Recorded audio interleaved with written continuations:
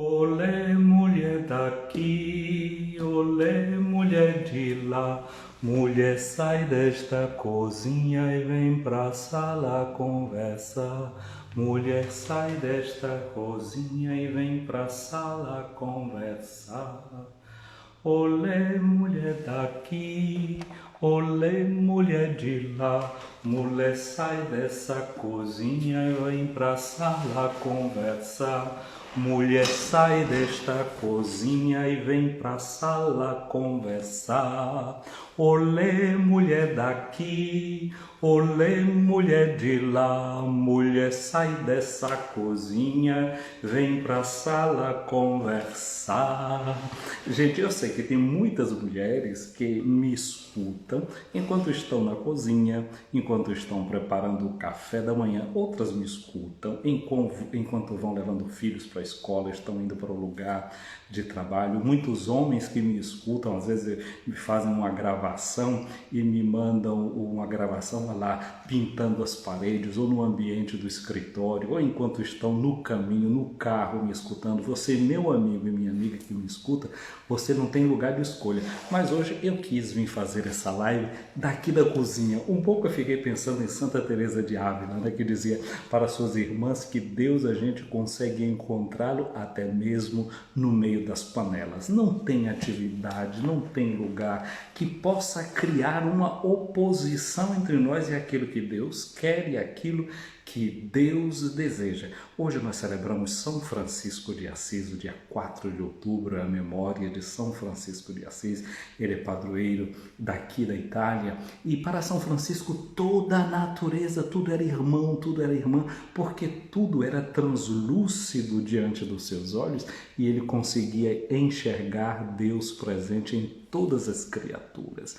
Tudo emanava um cântico e um louvor para Deus. Assim, para mim e para você, nós que somos cristãos, nós vivemos do mistério da encarnação de nosso Senhor Jesus Cristo. O Verbo se fez carne e veio viver no meio de nós. Portanto, a partir de agora, não tem um lugar separado. Deus não é que se manifesta somente no meio da fumaça do incenso no templo. Não, pode ser que do próprio vapor que emane do fogão, Deus possa fazer a sua presença. E o seu cheiro, que lhe agrada, não vai ser só o cheiro do incenso, pode ser também o cheiro do tempero, o cheiro da comida que está sendo preparada e que você pode preparar com muito amor e com muito carinho. Não pode haver uma oposição entre a nossa vida de trabalho, as nossas atividades e a nossa oração.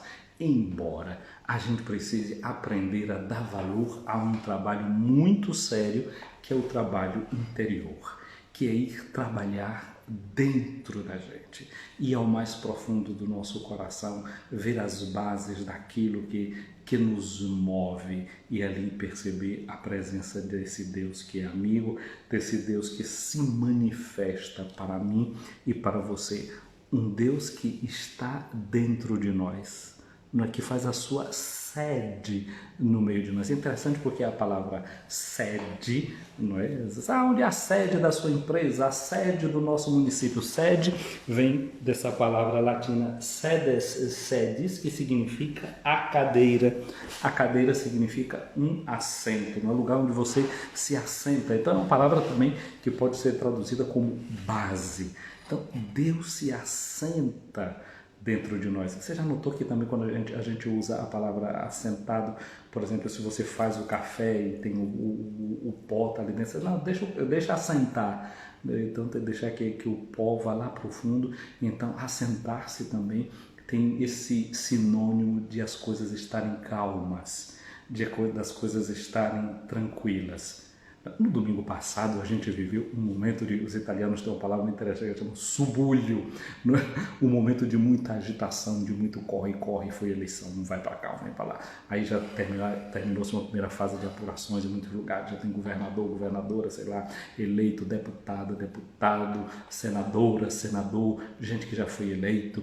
Mas ainda tem um segundo pleito, não é, que vai ser no fim deste mês, e a agitação parece que não acabou.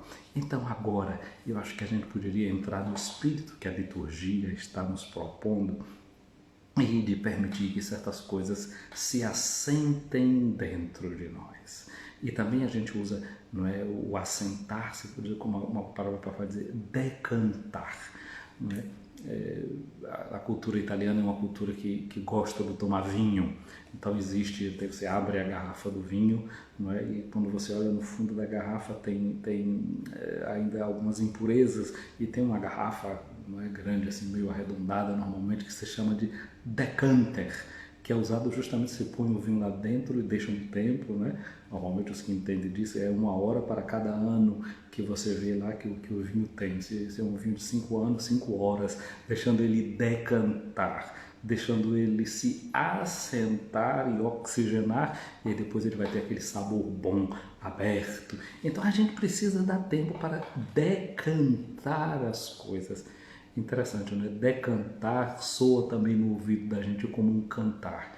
Aí parece que para as coisas se assentarem dentro da gente, a gente precisa também dar espaço para o canto, dar espaço para a paz, dar espaço para outros tipos de atividade que possam nos relaxar, entrar na poesia, entrar no canto, entrar na história, mergulhar nas artes. São coisas que a gente pode fazer para criar esse trabalho que é trabalho interior, trabalho que pacifica. E o que é o trabalho que pacifica? É, sobretudo, o trabalho que cria unidade. Não é? A gente deve trabalhar para criar a unidade. A unidade nossa, não é? Como eu dizia, não é? Deus não é que vai estar separado lá só dentro da igreja, mas ele pode ser encontrado mesmo no meio das panelas da gente, nas nossas coisas que a gente está trabalhando no computador, nos números com os quais a gente lida no banco, na contabilidade, etc. No jardim que a gente está trabalhando. Deus que está presente, que a gente deveria encontrá-lo em todos os lugares onde ele realmente está e se manifesta. Então, criar essa unidade no coração. Mas também do ponto de vista social, humano, político, a gente fala da necessidade também de criar uma unidade. Por exemplo, se a gente vê agora um pleito eleitoral, onde a gente vê que uma parte grande do país opta por esse lado, outra parte grande opta por aquele, isso significa que existem forças que caminham em direções diferentes.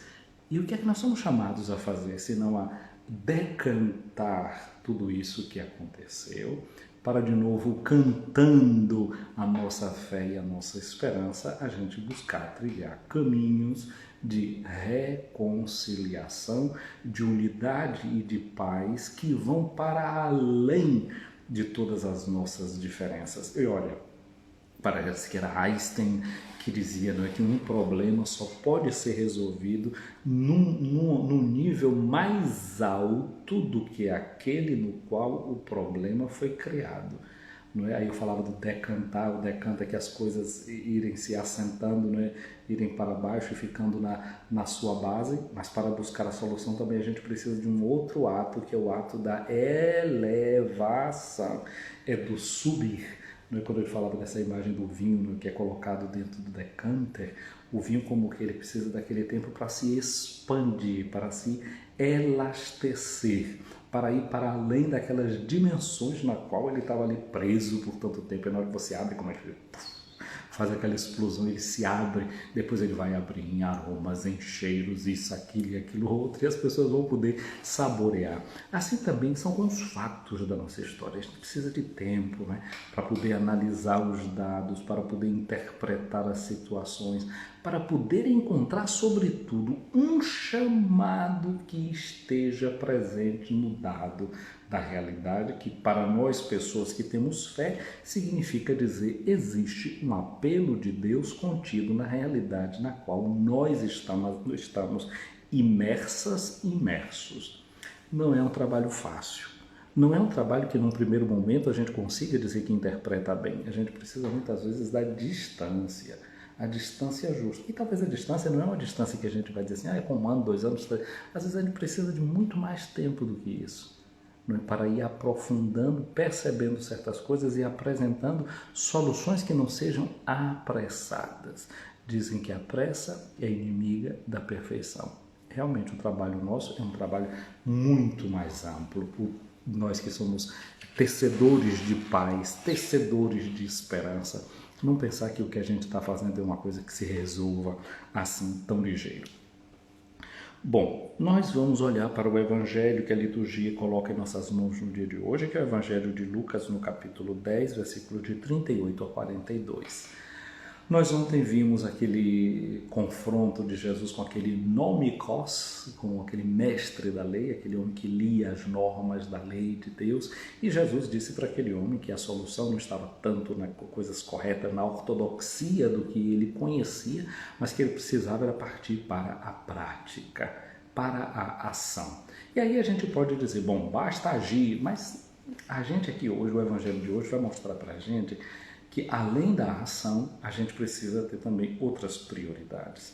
E uma prioridade que a gente precisa saber eleger na vida da gente é a prioridade do trabalho interior, do trabalho de escuta, do trabalho de perceber a palavra.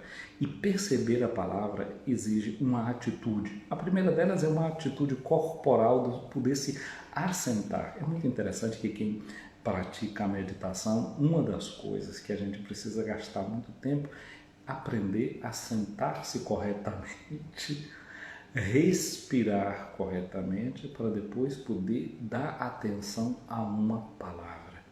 Você só consegue dar atenção à palavra depois que você encontra a forma correta de estar sentada, de estar sentado. É como quem vai tocar um violão, que primeiro precisa afinar as cordas. E só depois de encontrar a justa medida da tensão das cordas é que você vai conseguir emitir o som afinado, o som justo, com aquela altura daquela nota com a qual um canto poderá ser interpretado. Nós vamos hoje encontrar uma mulher que aprendeu a estar assentada aos pés de Jesus, que se decantou diante de Jesus, deixou o seu coração decantar diante de Jesus, porque se encantou com as palavras que saíam da sua boca e podia deixar nutrir o seu espírito com aquela palavra. O evangelho de hoje é o evangelho de Lucas, eu já disse, capítulo 10, versículos de 38 a 42. Lucas, que como eu tenho insistido, é um evangelista que dá muita atenção às mulheres, e é bom notar no evangelho de hoje uma coisa, que diz que Jesus entrou num povoado, não diz o nome do povoado. Quando a gente lê o evangelho de João, no capítulo 11, a gente vai saber que esse povoado era um povoado que não estava muito longe de Jerusalém, está a 6 quilômetros de Jerusalém, e se chama Betânia. Bet significa a casa. Betlehem, a casa do pão, que é o lugar onde Jesus nasceu. Betânia, Ani, significa o pobre. Betânia parece que o nome significa a casa do pobre. Parece que é uma recordação etimológica daquilo que era aquele lugar que era habitado por pessoas pobres em um determinado momento. Mas é muito interessante porque a palavra Ani, Navim, é uma categoria para falar de um tipo de gente, nós chamamos Anauim de Javé, os pobres de Javé, que são aqueles que da sua pobreza existencial, da sua pobreza interior, dão espaço para a palavra de Deus. A gente pode dizer que entre os Anauim de Javé está Maria, a mãe de Jesus, esta que guardava a palavra no seu coração, mas a gente poderia falar, por exemplo, do velho Simeão, que esperava com esperança ver a manifestação do Messias. A gente pode falar daquela viúva, Ana, que dia e noite com suas preces incessantemente estava no templo a orar, a manifestar a sua vida através do seu canto, da sua fé, do seu louvor e com os serviços que ela seguramente prestava para o templo. Os Anauim de Javé são aqueles que são as guardiãs e os guardiões da esperança do povo de Israel. Betânia, portanto, é um eco de todas essas verdades teológicas, antropológicas,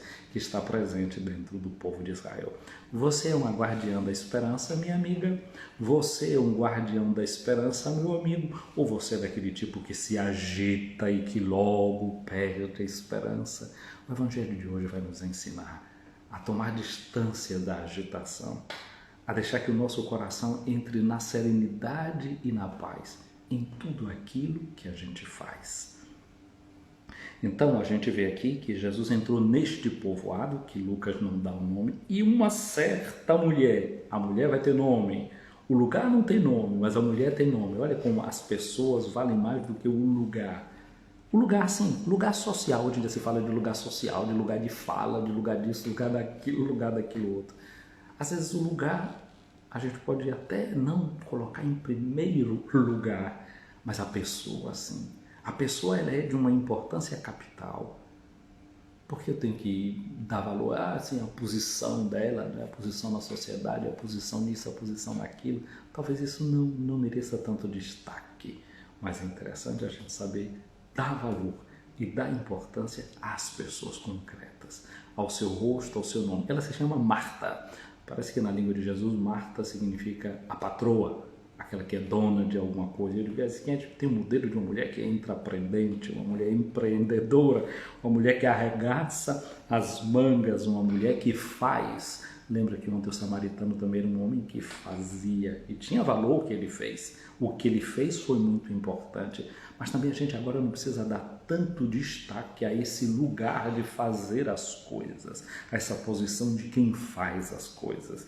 É preciso também saber relativizar as coisas, relativizar certas situações. Mas uma nota que a gente pode colocar, esta mulher Marta recebeu Jesus em sua casa, recebeu. Vamos trocar aqui o verbo por acolheu Jesus em sua casa, hospedou Jesus em sua casa. Aqui a gente vê uma coisa que é muito importante, a hospitalidade. Vimos que Jesus, nesse início do seu caminho para Jerusalém, não foi recebido por samaritanos, não encontrou hospitalidade. Mas aqui agora, uma mulher hospeda Jesus em sua casa. Mas aqui tem uma coisinha para chamar atenção. Você sabia que no tempo de Jesus, um homem que se prezava, sobretudo naquele lugar social de Jesus, que era de ser um rabi, um mestre, ele não deveria receber a hospitalidade de uma mulher? Ele não deveria se colocar conversando publicamente com uma mulher, como ele fez com a mulher samaritana, que a gente vê no capítulo 4 de João. Esse fato de Jesus aqui agora ser acolhido por essa mulher revela uma coisa da comunidade cristã. Como diz São Paulo, agora conta muito pouco, como diz ele na carta aos Gálatas, se você é homem, se você é mulher, se você é judeu, se você é estrangeiro, se você é escravo, se você é livre. Tudo isso está relativizado porque nós somos criaturas novas em Cristo Jesus. E na comunidade dos cristãos, nessa novidade, a mulher é vista não simplesmente com aquela forma que a sociedade está acostumada a ver a mulher. Não é? Ela é uma mulher que vai para além daquilo que se espera dela ou de um papel que a tradição deu para ela. Jesus aqui rompe com a tradição e acolhe essa hospitalidade que esta mulher lhe dá. Mas ela tem uma irmã, a irmã se chama Maria. Maria é o mesmo nome da mãe de Jesus, Maria é o mesmo nome da irmã de Moisés, é uma profetisa do Antigo Testamento que canta no livro do Êxodo a libertação de Deus. E o que foi que fez essa mulher, irmã de Marta? Ela assentou-se com Jesus. Lembra que a gente começou, não é? Olê, mulher daqui, olê, mulher de lá, mulher sai dessa cozinha, vem para a sala conversar. Então, ela é uma mulher que se assentou aos pés do Senhor. Ela sentou numa cadeira, né? Se sentou aos pés do Senhor.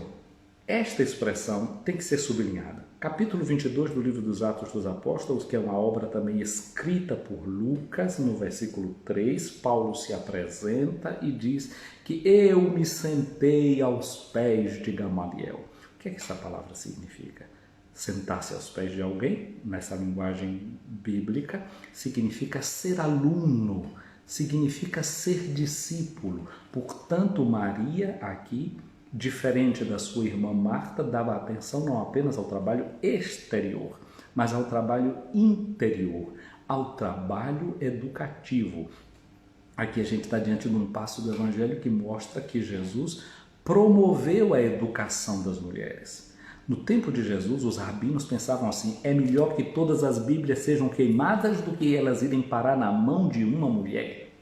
Não era permitido nunca a mulher começar uma oração, pronunciar uma oração. E até se você vai ler a carta de São Paulo aos Coríntios, você vai ver que na comunidade dos Coríntios está dito lá que a mulher não tome a palavra durante a assembleia. Se ela quer saber de uma coisa, ela pergunte lá dentro de casa ao seu marido e não ali em público. Não ficava bem uma mulher discursando no meio da assembleia. Assim pensavam até esses cristãos que viviam essa tendência dupla de dizer não há nem homem nem mulher, mas eram ainda escravos da mentalidade do passado.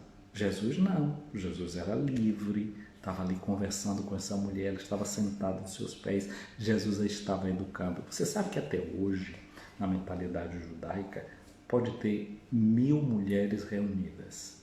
Se faltarem 10 homens, o culto não pode começar. Oficialmente tem que ter um número mínimo, tem que ter um número mínimo. Eu me lembro que ele estava uma vez ali no Muro das Lamentações, em Jerusalém, usando o kippá, como usam todas as pessoas que se aproximam dali, de bom tom que eu faço. Então, como me viram assim, me chamaram para fazer parte de uma mesa da oração, pensando que eu poderia ser também judeu, e eu me desculpei, porque não era da religião.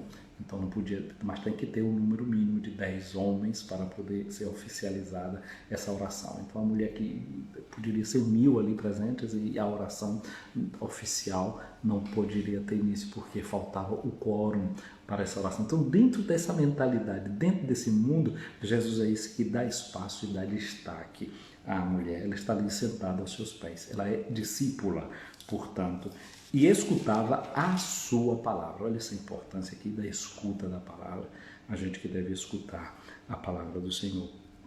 Marta estava ocupada com muitos afazeres, aproximou-se de Jesus e disse: Senhor, não te importas que minha irmã me deixe sozinha com todo o serviço? Manda que ela me venha ajudar.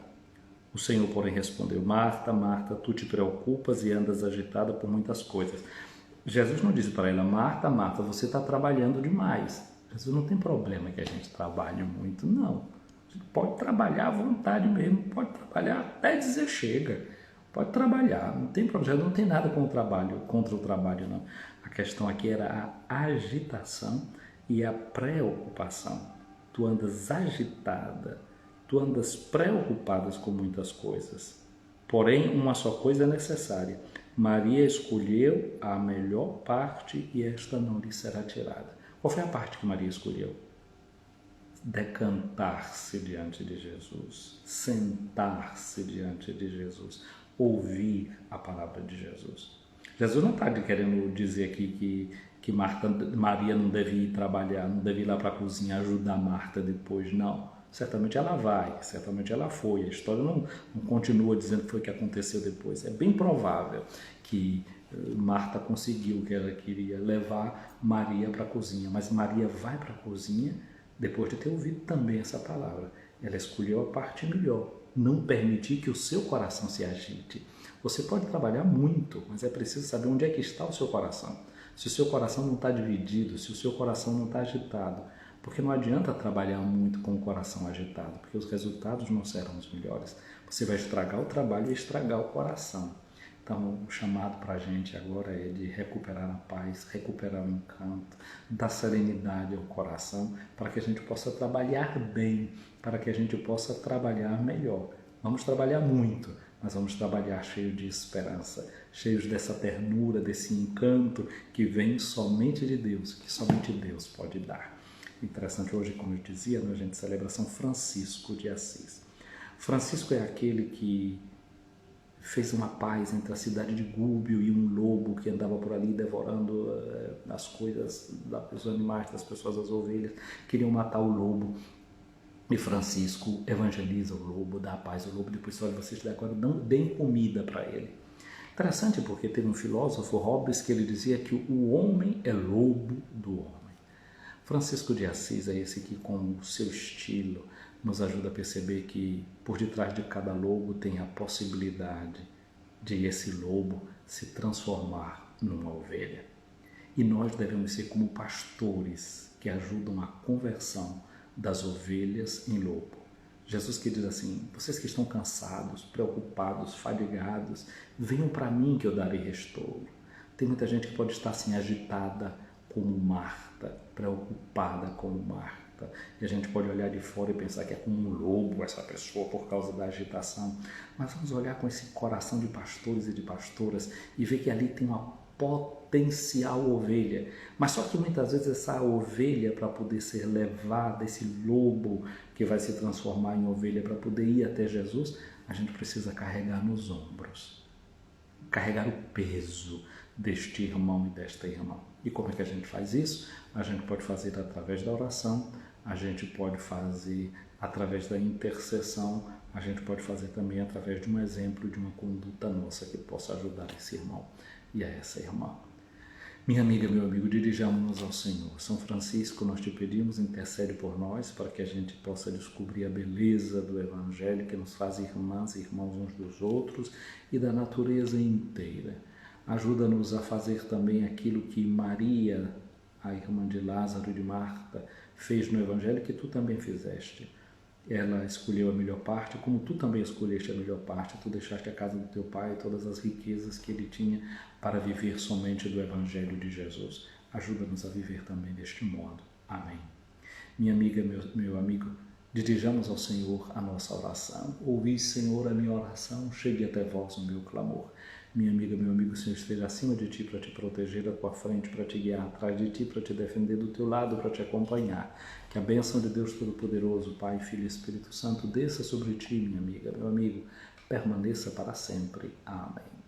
Meu abraço a vocês que estão aqui acompanhando essa nossa live no dia de hoje. Meu abraço para a Aline Sampaio, para a Odaleia, para Luziene Passos, para Coelhos Leitores. Olá, Coelhos Leitores, uma alegria te encontrar por aqui na Loma. Maria Dora, um abraço para você, um abraço para Daci Sampaio. Dora, Deus te abençoe. Daci Sampaio está aqui dizendo, hoje é aniversário da minha filha Vitória Augusta, então parabéns para a Vitória, né? Ontem também estava aqui na nossa live, a Néa também tem aniversário hoje, né, lá de Amargosa. Então, abraços para Vitória Augusta, que ela de fato seja isso, Vitória Augusta, né? Vitória divina, que seja realmente vitória divina na vida de sua filha. Gente querida, fica com Deus. Eu vou terminar aqui a nossa live e peço a você o que eu peço todos os dias: curta, comente, encaminhe. Eu sei que você nem sempre faz o que eu digo, né? Mas dá um ouvidozinho, faz isso aí. Tem gente que eu sei que não faz exatamente no dia por causa dos afazeres, como eu dizia no início. Tem gente que me escuta no vai e vem da vida, mas depois vai lá e curte, e comenta, etc. Eu sei que tem gente que faz um tour de cliques por aí fora. Muito obrigado a você que faz isso. Fica com Deus.